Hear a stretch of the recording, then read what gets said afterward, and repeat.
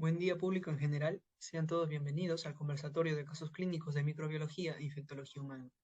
La disertación estará a cargo de los estudiantes Almendras Castro, Carrasco Parks, Chía Uribe, García Calero, Rojas Narváez y Villanueva Cano. En esta oportunidad les traemos un caso clínico sobre hepatitis B crónica, la cual está asesorada por los docentes Rebasa Neira Jorge y Bautista Pariona Antonio. El caso clínico es el siguiente. Tenemos un paciente varón de 39 años, natural de Amazonas, el cual ingresa con un tiempo de enfermedad de 3 semanas, un inicio insidioso y curso progresivo. Inicia con un cuadro de astenia, ictericia progresiva y malestar general. Asimismo niega el consumo de alcohol, tabaco y drogas, y presenta como antecedentes familiares un hermano fallecido por cáncer de hígado. En el examen físico se evidencia un índice de masa corporal 28.3, palidez, no telangiectasias, no palmas hepáticas, abdomen blando, depresible no doloroso, hepatomegalia a 2 centímetros del reborde costal, vaso palpable, no matidez desplazable, edema blando bilateral en miembros inferiores. Los estudios de laboratorio nos muestran 121.000 plaquetas por milímetro cúbico y transaminasas aspartato aminotransferasa de 267 unidades por litro, alanino aminotransferasa 258 unidades por litro y gamma glutamil transpeptidasa de 390 unidades por litro. La ecografía va a mostrar un hígado de 162 milímetros, parénquima heterogéneo hiperecogénico y vena porta dilatada. Días después se le solicitan al paciente marcadores virales en los cuales se obtiene un antígeno de superficie HB positivo, un IgG anticore HBC positivo, un IgM anticore HBC negativo y anti-BHC negativo. Realizando una recapitulación del caso clínico, tenemos los siguientes signos y síntomas, ¿no? Hemos visto que en el motivo de la consulta ha acudido este paciente por una astenia e ictericia progresiva, malestar general y curso progresivo durante 3 semanas. Sus antecedentes pues han sido que no consume bebidas alcohólicas y hermano fallecido por cáncer de hígado, ¿no? Esto es importante conocerlo, ya que la infección crónica por hepatitis B puede causar complicaciones que incluyen la cirrosis principalmente. También puede realizar o resultar en lo que es la insuficiencia hepática y el carcinoma hepatocelular, que es más causado por la hepatitis C. Al examen físico hemos observado que va a tener un IMC de 28.3, palidez, hepatomegalia y vaso palpable. También se observó lo que era un edema blando bilateral en miembros inferiores. Los estudios de laboratorio muy importantes nos indican una cantidad baja de plaquetas de aproximadamente 121.000 unidades por milímetro cúbico. Esto debido a la esplenomegalia que presenta, ¿no? Y asimismo una cantidad alta de las aminotransferasas en general, ¿no? Como hemos podido ver en el caso clínico. Asimismo, la ecografía pues ha mostrado lo que es un hígado de 162 milímetros y parénquima heterogéneo hiperecogénico, así como la vena porta dilatada. Y bien, por último, en estos signos y síntomas que hemos observado, sus marcadores virales, pues como hemos podido ver, va a presentar un antígeno de superficie HB positivo, lo cual pues es importante porque nos ayuda a determinar entre hepatitis B aguda o crónica. Asimismo, una inmunoglobulina G anticore HBC positivo, ¿no? También nos va a ayudar, nos va a aportar a lo que es la determinación de la hepatitis B. También hemos observado que presenta inmunoglobulina M anticore HBC negativo, lo cual pues va a descartar la hepatitis B aguda. Y un anti-VHC negativo que descartaría lo que es la hepatitis B. Respecto a estos signos y síntomas, podemos deducir los siguientes problemas de salud, ¿no? El paciente va a presentar lo que es sobrepeso, debido a lo que es el índice de masa corporal elevado, una plaquetopenia, debido a lo que es el número bajo de trombocitos en este caso. Asimismo hemos observado hipertransaminasemia, ¿no? Debido a las transaminasas elevadas que se han observado, y también nódulos hepáticos múltiples, ¿no? Asimismo podemos ver que el paciente pues va a tener el problema de salud de hepatopatía crónica y esplenomegalia, que viene siendo el agrandamiento del vaso, ¿no? A continuación doy pase a mi compañera que va a continuar con la explicación y la disertación en este conversatorio de casos clínicos. Ahora, continuando con la exposición, vamos a ver los diagnósticos diferenciales de la hepatitis B. Primero, hay que recordar que la hepatitis B, la mayoría de manifestaciones son extrahepáticas, va a tener manifestaciones típicas como son la anorexia, el malestar, las náuseas, vómito y fiebre. Además, va a poder seguir de una ictericia. Y la hepatitis B se puede volver crónica al desarrollarse cirrosis y también carcinoma a hepatocelular. Ahora, lo que va a diferenciar exactamente la hepatitis B del resto de hepatitis, ya sea A, C, E o D, va a ser que su genoma especialmente va a estar conformado por ADN, contrario a los demás, que va a ser ARN. Además, también tenemos de que su transmisión va a ser vía sexual, parenteral o también perinatal, es decir, al momento del alumbramiento o parto. También vamos a ver que su tiempo de incubación es entre 30 y 180 días y su riesgo de transformación a una hepatitis fulminante va a ser de 1%, es decir, bajo. Asimismo, el riesgo de cronificación va a ser de 10%, pero en niños portadores crónicos, es decir, que se han contagiado mediante una vía perinatal, van a tener un 90% de riesgo a cronificarse. Asimismo, su diagnóstico se va a hacer por medio de la serología, la biopsia en hepatocitos en vidrio esmiralado y asimismo su tratamiento va a constar de interferón alfa o tenofovir y entecovir. Asimismo, este tipo de hepatitis sí cuenta con vacuna, igual que la hepatitis A, la hepatitis E, pero en cambio la hepatitis C y D no van a contar con una vacuna. Ahora, hablando del resto de diagnósticos diferenciales, vamos a ver de que la hepatitis A especialmente va a constar de lo que es la colestasis, va a ser como un rasgo típico. Asimismo, vamos a ver de que la ictericia va a ocurrir en el 70% de los casos, pero en niños menores de 6 años la ictericia ya llega a ser rara y además es sintomática. Pero en la mayoría de niños mayores y los adultos sí va a tener manifestaciones típicas y como dije, la ictericia sí va a ser frecuente. También su genoma va a ser RNA, la transmisión va a ser vía fecal o oral, el tiempo de incubación va a ser corto, de 14 a 28 días, el riesgo de transformación en hepatitis fulminante es bajo, pero va a aumentar conforme la persona aumente de edad, y el riesgo de cronificar va a ser prácticamente nulo. Asimismo, el diagnóstico es por medio de serología, el tratamiento es de soporte y sintomático, y en este caso se hay vacuna, como mencioné antes. El hepatitis E es muy poco visto, ya que más se da en lo que es la India. Va a tener también manifestaciones típicas, como ya hemos mencionado antes, y se va a dar por el consumo de carne no procesada, como el de cerdo.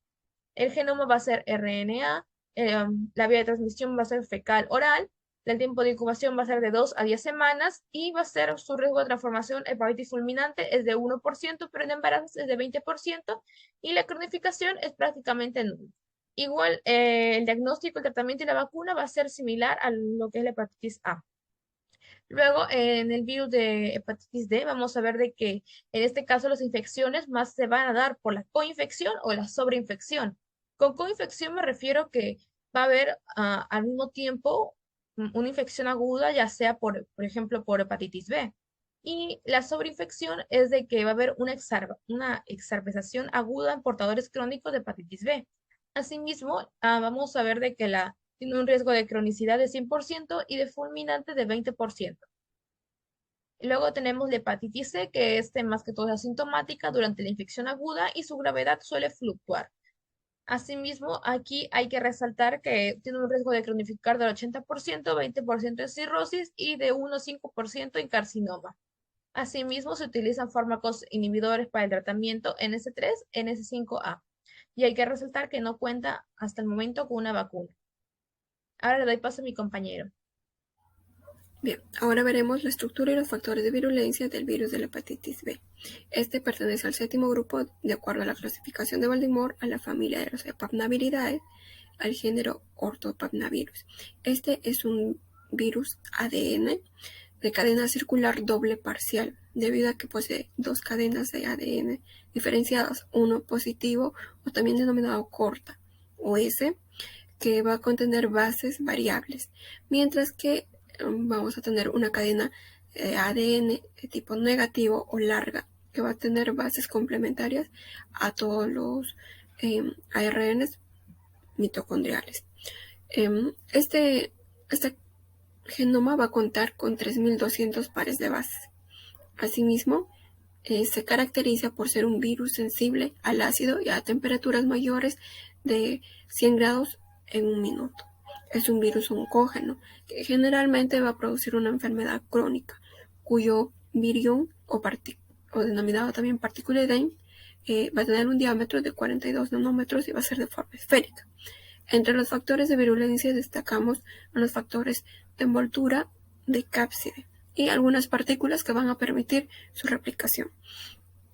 Entre los factores de virulencia que encontramos en la envoltura vamos a tener a los antígenos de superficie, que van a ser glucoproteínas, que en sí vamos a tener tres variables, ¿no?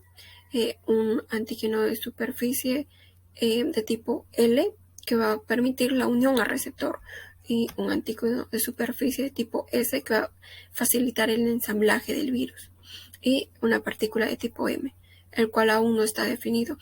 Hay que tener en cuenta que de acuerdo al establecimiento de estas partículas antigénicas de la superficie, la envoltura va a tener cierta disposición, ¿no?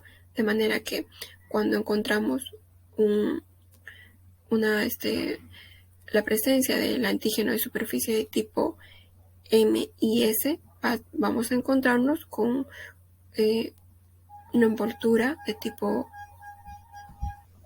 Nos vamos a encontrar con un antígeno de superficie de tipo esférico, mientras que cuando vamos a encontrar las tres formas vamos a poder obtener un antígeno de superficie de tipo filamentoso, como se puede ver en la imagen, el esférico y el filamentoso, que es mucho más larguito. Por otro lado, vamos a tener la partícula virales de la cápside. Aquí vamos a destacar el antígeno central o el antígeno core, que en sí va a permitir la síntesis de otro antígeno que va a servir para poder acoplarse a la envoltura. Este es el antígeno de tipo E, que va a estar presente siempre y cuando el virus esté activo. De manera que también vamos a destacar otros tipos de partículas que van a ser importantes para que pueda darse la replicación viral. Aquí vamos a tener el ADN polimerasa, el transactivador transcripcional X, la transcriptasa inversa y la ribonucleasa. Bien, ahora veremos la patogénesis del virus de la hepatitis B. El virión infeccioso se va a adherir al receptor de superficie de los hepatocitos, y esto es gracias a la región pre-S del antígeno S de la envoltura viral. Tras esto va a perder la envoltura y el ADN viral va a ser liberado, de forma que se va a volver covalente. Y esto va a permitir de que sirva como molde para que se crean los transcriptos virales, de manera que va a incluirse el ARN del pregenoma. Este pregenoma se va a encapsidar, ¿no? Gracias a la síntesis de los antígenos core, que van a ser sintetizados tras el acoplamiento del genoma viral. Luego la ribonucleasa H de la polimerasa va a retirar la plantilla del ARN que está permitiendo la síntesis del antígeno core, ¿no? Y aquí va a venir a actuar la polimerasa, que va a empezar a sintetizar la tira de ADN positiva, de manera que va a ser de forma simultánea.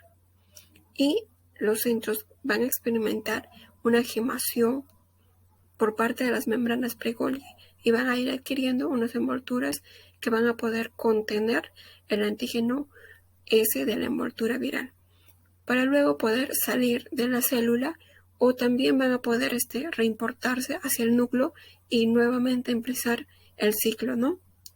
Teniendo una nueva ronda de replicación y demás síntesis de las partículas virales. Hay que destacar que el virus de la hepatitis, si bien ataca el hígado, no lo va a dañar de forma directa, sino que va a ser un daño progresivo, y esto va a ser dependiente del estado de inmunidad de la persona. Si una persona tiene una inmunidad eficiente, va a poder superar la enfermedad, mientras que una persona inmunodeprimida por lo general va a desarrollar cuadros crónicos, los cuales tienden a ser muy graves. Hay que tener en cuenta que casi el 95% de las personas desarrollan un cuadro de forma leve debido a un buen estado de inmunidad. Por otro lado, hay que tener en cuenta que estos estados se van a poder diferenciar dependiendo de la presencia de los marcadores serológicos de la hepatitis, siendo presente ya en una etapa aguda o crónica la presencia del antígeno de superficie. Y en cuanto a una fase aguda, vamos a presentar la presencia del antígeno anticore y del antígeno E. Pero cuando esta va a ser resuelta, ya no va a presentarse el antígeno E. Por otro lado, en cuanto a una infección crónica, también se va a dar la presencia del antígeno de superficie, asimismo el antígeno anticore y el antígeno anti-E, siempre y cuando haya inmunotolerancia e inmunoeliminación, ¿no? En cuanto a una fase crónica, también va a poder presentar la presencia del antígeno anti-E, pero también en algunos periodos va a presentar la ausencia de este antígeno. Hay que tener en cuenta también que el antígeno de superficie se va a mantener expresado en cuanto a una fase crónica y también va a estar acompañado de una presencia de la polimerasa. Bien, ahora continuemos con los exámenes complementarios para diagnóstico. Dentro de patología clínica se van a solicitar exámenes que detecten, ¿no? Exámenes de laboratorio, y aquí las transaminasas se van a encontrar elevadas, pero no solo ello, sino también la detección de anticuerpos, antígenos y en cierto modo también el ADN del virus. Y esto se va a realizar por medio de ensayos serológicos. Aquí dentro del ensayo serológicos tenemos a las pruebas de diagnóstico rápido, que estos es de un solo uso, son desechables, no requieren lo que es otros reactivos adicionales, solo lo que se encuentra presente en el kit de prueba. La muestra es sangre o saliva y va a medir lo que son anticuerpos o antígenos virales de superficie de la hepatitis B. El tiempo para obtener los resultados es en menos de 30 minutos y la sensibilidad es del 98,38% y con una especificidad del 99,06%, siempre y cuando esta prueba se ha realizado de manera correcta. También tenemos a los inmunensayos de laboratorio. Dentro de estos inmunensayos serológicos de laboratorio van a detectar lo que son anticuerpos, antígenos o una combinación de ambos. Aquí tenemos a los marcadores serológicos para la infección por virus de la hepatitis B. Tenemos al antígeno de superficie, que va a aparecer en el suero al final ya del periodo de la incubación de la hepatitis B, dentro de 1 a 10 semanas antes de que aparezcan los signos clínicos y bioquímicos de hepatitis, y esto de aquí va a persistir durante toda la evolución clínica, pero por lo común pues desaparece entre el segundo y cuarto mes después de que hubo la exposición. Bueno, la persistencia de este marcador durante más de 6 meses implica ya lo que es una infección crónica por virus de la hepatitis B. También tenemos a los anticuerpos contra los antígenos de superficie, que esto se conoce más que nada como un anticuerpo neutralizante y nos va a conferir tanto la inmunidad a largo plazo y nos indica que más que nada la recuperación de la enfermedad o la inmunoprotección. En pacientes ya con inmunidad adquirida o a través de la vacunación, pues los anticuerpos contra el antígeno de superficie va a ser el único marcador serológico que se va a detectar en el suero. Ahora tenemos al antígeno E y el anticuerpo del antígeno E. Bien, en el pasado estos se utilizaban mucho, ya que más que nada se utilizaba con el fin de conocer la infectividad y la replicación viral. Pero su uso ya se ha dejado y se ha reemplazado por el ensayo de ADN del virus de la hepatitis B, que se va a explicar posteriormente. También aparte de eso tenemos al antígeno C. Es más que nada en presencia intracelular del hepatocito infectado, por lo que este es el único antígeno que no se va a detectar en el suero. También tenemos a lo que es al anticuerpo contra el antígeno C. Aquí está pues IgM o IgG. Y estos anticuerpos frente a las proteínas del core o antígeno C, bueno, es el primer anticuerpo que aparece en la hepatitis B y es el que está por más tiempo, incluso puede permanecer por años. Y como ese anticuerpo en sí se dirige contra la parte interna del virus de la hepatitis B, lo vuelvo a repetir, su presencia en el suero nos va a indicar una replicación viral, que está en replicación viral, está activo. Bien, durante la infección aguda, la IgM e IgG antígeno C va a emerger de 1 a 2 semanas después de la presencia del antígeno de superficie. Todo esto con un aumento de la aminotransferasa sérica y también con la prolongación, con la progresión de los síntomas, pero a menudo se detectan en concentraciones altas de anticuerpos de IgM específicos contra el antígeno C al inicio de la enfermedad clínica. Ya durante 6 semanas de infección aguda, la IgM anti el antígeno C va a desaparecer. Entonces la IgG anti el antígeno C pues continúa detectándose tanto en pacientes con infección por virus de la hepatitis B resuelta o en pacientes que presenten ya hepatitis B crónica. A ver. Ya, ahora tenemos también a los métodos moleculares, tecnologías de ensayos de ácidos nucleicos. Estos son ensayos que nos van a detectar la presencia del ácido nucleico, que bien puede ser ADN o ARN, como en este caso el hepatitis B es ADN. Bien, entonces, el ADN de la hepatitis B es una medida directa de la carga viral, que esto nos va a revelar la actividad de replicación del virus.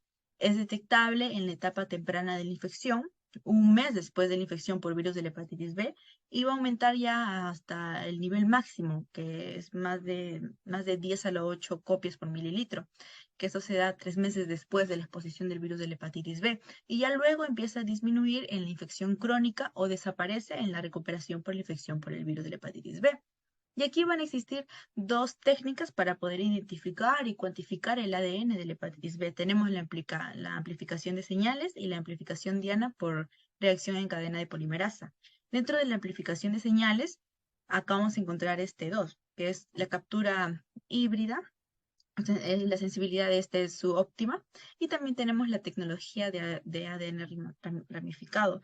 Pero con respecto a la amplificación diana como reacción de cadena polimerasa o el PCR, esto es más que nada, es el más común, el más usado, que van a detectar lo que es el ADN del virus del virus de la hepatitis B con una alta especificidad, con un aproximado del 99% y con una sensibilidad que va a ser mayor o igual del 95%.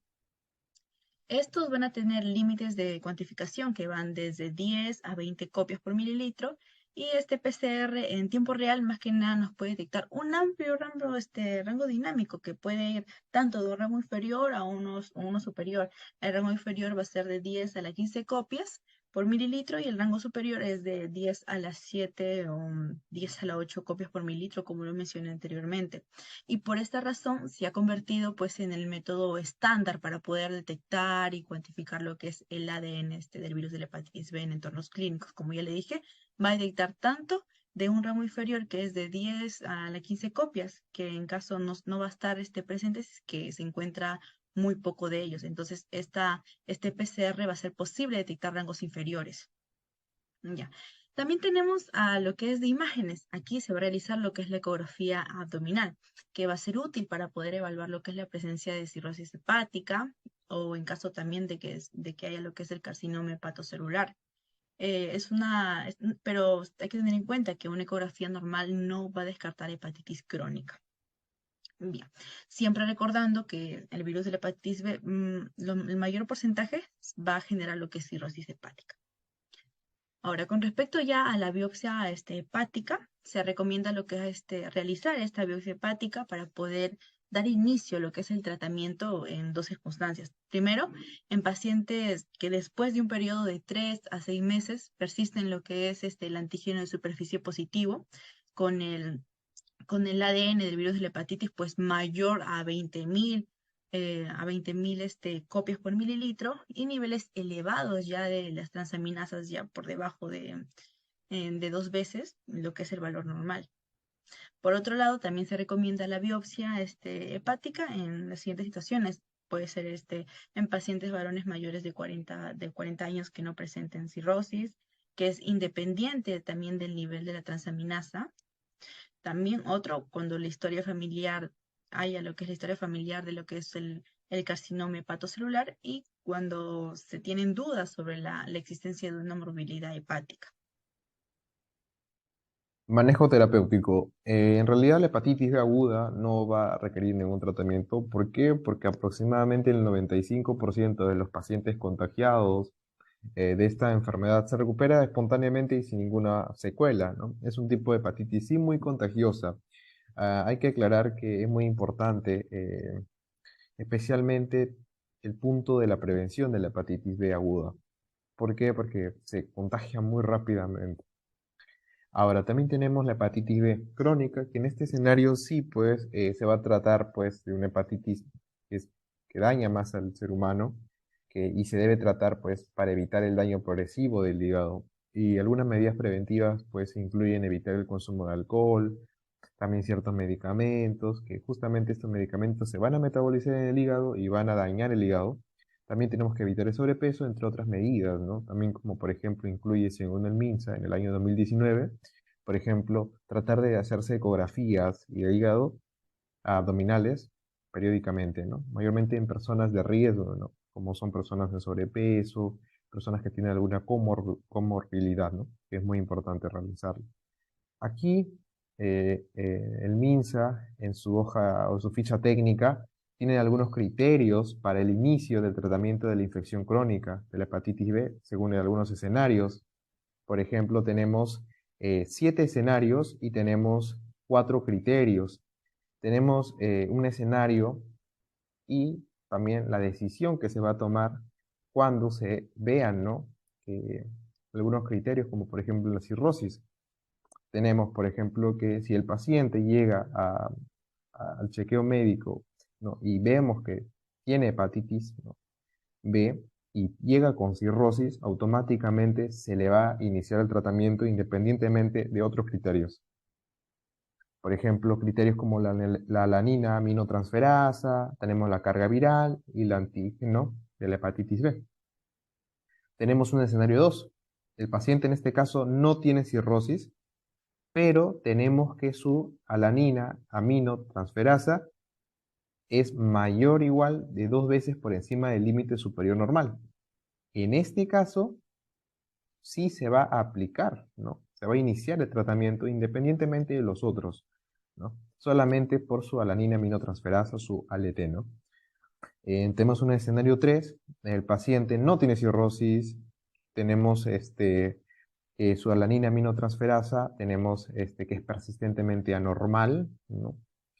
Tenemos que su carga viral es mayor a 2000 unidades por mililitro y también es independiente al resultado. ¿Qué hacemos con este de acá? Por su persistentemente normal cantidad de alanina aminotransferasa, pues iniciar el tratamiento. En el escenario 4 tenemos algo que sí cambia, ¿no? Por ejemplo, su alanina aminotransferasa es normal, persistentemente normal. Tenemos que también su carga viral es mayor a 2000 unidades por mililitro y tenemos que su antígeno de la hepatitis B es positivo. Entonces, estas personas van a iniciar el tratamiento urgente, ¿no? El escenario 5 igualmente, ¿no? En este caso tenemos que la carga viral es menor, ¿no? En este caso que 2000 unidades por mililitro. Entonces, si vemos esto, pues se tiene que iniciar el tratamiento, ¿no? Se tiene que diferir el tratamiento y realizar el seguimiento. En el escenario 6, igualmente, ¿no? Tenemos que tiene antígeno positivo y se debe realizar el tratamiento. Y en el último escenario de todos, tenemos que tiene una carga viral mayor, ¿no? De 2000 y tenemos que su antígeno es negativo. Este paciente debe seguir el tratamiento. Ahora, hay una posibilidad de iniciar el tratamiento siempre y cuando exista un riesgo del hepatocarcinoma, que es, por ejemplo, un antecedente familiar de la hepatitis, la cirrosis o la hepatitis fulminante. Entonces, en estos casos sí es necesario realizar el tratamiento o iniciar el tratamiento para poder curar, ¿no?, la hepatitis B crónica. Finalizar con lo que son las posibles complicaciones del cuadro clínico que se ha presentado. En primer lugar tenemos lo que es la hepatitis crónica. Esta pues va a presentarse, ¿no?, entre sus manifestaciones clínicas de forma similar a lo que es la hepatitis aguda y esto va a depender del ataque de respuesta inmune a las células que se encuentran infectadas. En algunos casos también va a ocurrir lo que es un aumento de lo que son las transaminasas, aunque en ciertas ocasiones también puede presentarse de manera asintomática. En caso de este daño hepático siga progresando, va pues a observarse de manera más evidente las manifestaciones pues de la condición clínica del paciente. O en algunos casos también van a haber manifestaciones extrahepáticas, como puede ser lo que es el compromiso articular, renal, cutáneo, así como también la aparición de vasculitis o neoplasias linfoproliferativas. Estas van a verse más como patologías asociadas a la enfermedad, más que pues necesariamente una causalidad, ¿no? Luego tenemos lo que es la cirrosis. Esta se va a presentar de cierta forma, ¿no? Entre sus manifestaciones, como lo que es la aparición o el empobramiento de la ictericia, en caso ya se haya manifestado previamente. También la hipertrofia de parótidas, el nebus en araña con predominio torácico, una circulación colateral y edema en miembros inferiores, ¿no? Esto puede asociarse o no a lo que es una peritonitis bacteriana espontánea, también lo que es encefalopatía hepática o incluso sangrado por varices esofágicas. Y por último tenemos lo que es el carcinoma hepatocelular. El virus de la hepatitis B va a causar el 80% de los casos de carcinoma hepatocelular en países que sean altamente endémicos.